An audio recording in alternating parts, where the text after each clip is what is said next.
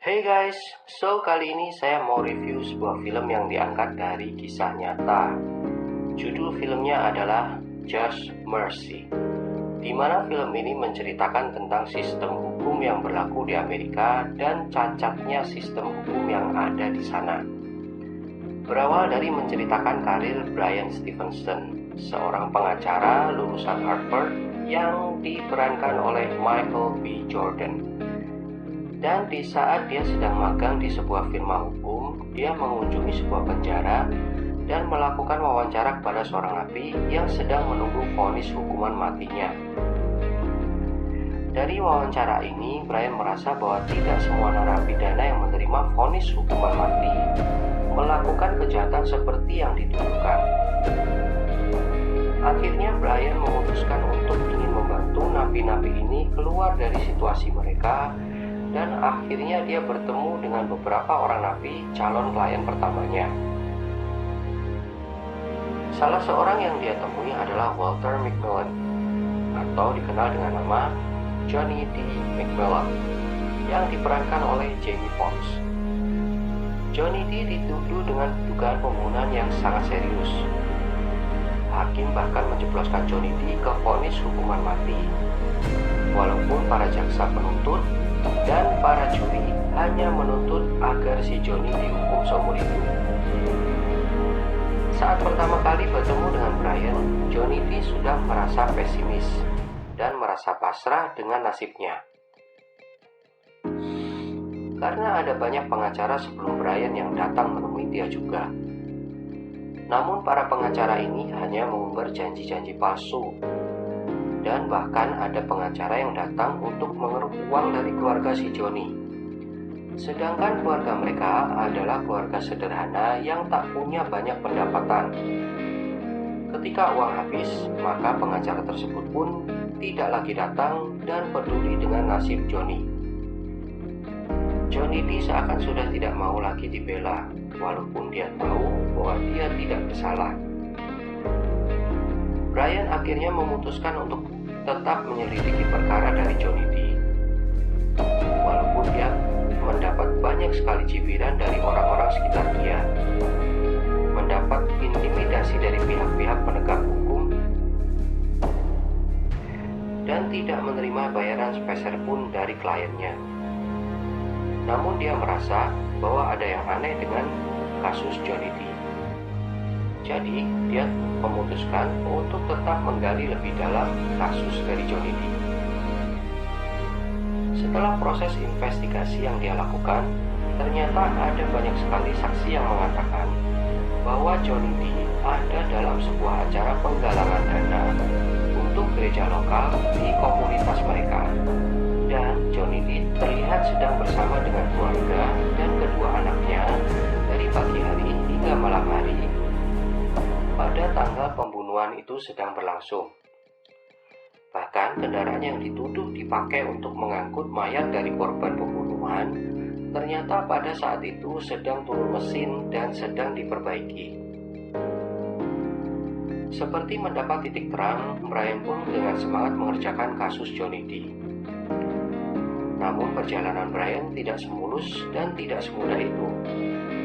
Tempat dia menumpang di rumah sahabatnya, Eva, mendapat ancaman bom karena dia menggali kasus Johnny D untuk mendapatkan kebenarannya.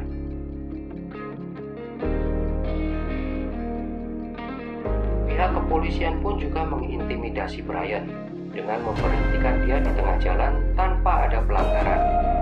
Dan oknum polisi ini menodongkan pistol ke kepala Bryan sambil memerintahkan untuk menghentikan investigasi kasus Johnny D.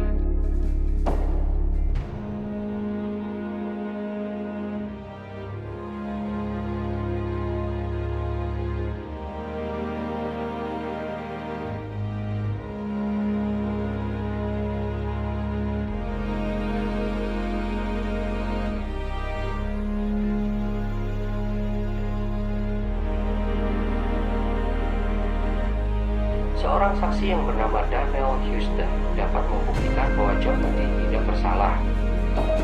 Namun Darnell pun mendapat intimidasi dari polisi. Tiba-tiba saja Darnell ditangkap di tempat kerjanya dengan memberikan kesaksian palsu. Padahal, pengajuan untuk pembukaan sidang baru bagi Johnny D belum lagi disetujui. Tentunya Darnell pun akhirnya mengundurkan diri. Dia merasa dia hanya orang yang biasa, tidak bisa melawan oknum polisi yang dengan bebas bisa menjerat dia dengan hukum.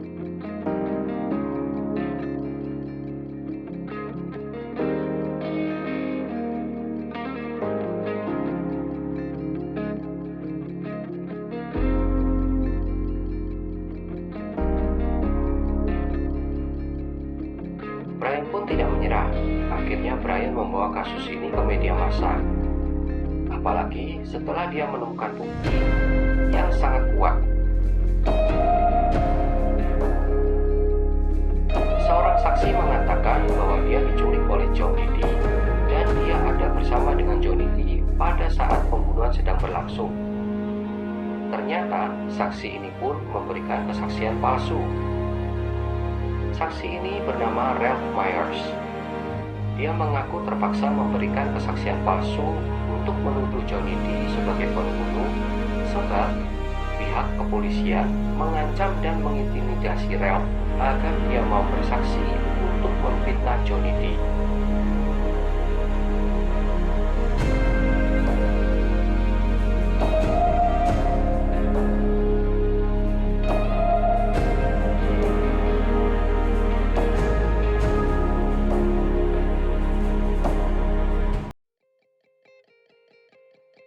Akhirnya dengan bermunculannya berita di media massa soal kasus Johnny D, maka pengajuan untuk membuka persidangan baru untuk Johnny D dikabulkan oleh Mahkamah Agung.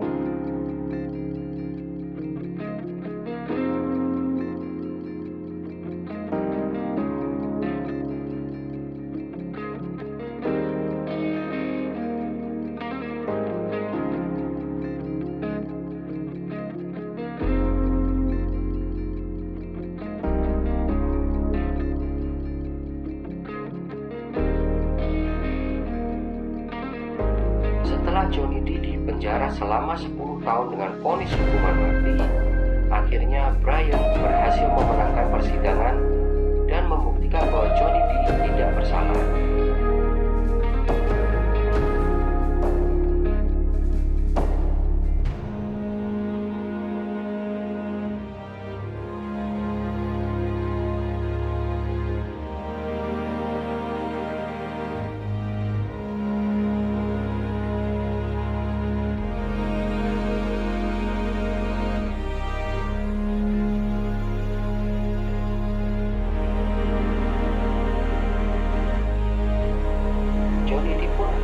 Dibebaskan dari semua tuduhan dan dia dapat berkumpul kembali bersama dengan keluarganya. Selama karirnya, Brian bersama dengan rekan-rekan pengacaranya berhasil membebaskan 140 narapidana dengan vonis hukuman mati yang terbukti tidak bersalah dalam kasusnya. Dari 9 orang narapidana yang divonis dengan hukuman mati, 1 di antara mereka terbukti bahwa mereka tidak bersalah. Kisah ini menunjukkan betapa hukum yang berlaku hanya dipakai oleh kalangan tertentu untuk menyelamatkan diri mereka. Entah itu reputasi, pekerjaan, kenaikan pangkat, atau yang lain. Di mana akibatnya nyawa dari kalangan minoritas yang menjadi kambing hitam. Yang kaya dan bertameng aparat negara, mereka dapat dengan mudah menentukan nasib orang dengan mengatasnamakan hukum. Dengan sistem yang cacat seperti ini, setujukah kamu bila hukuman mati diberlakukan di negaramu? Bila kamu ada di posisi Walter Macmillan, siapakah yang akan menjadi Bryan Stevenson buatmu? Tulis jawabannya di kolom komentar ya. Thanks for watching guys, and don't forget to subscribe my channel. See you guys next time.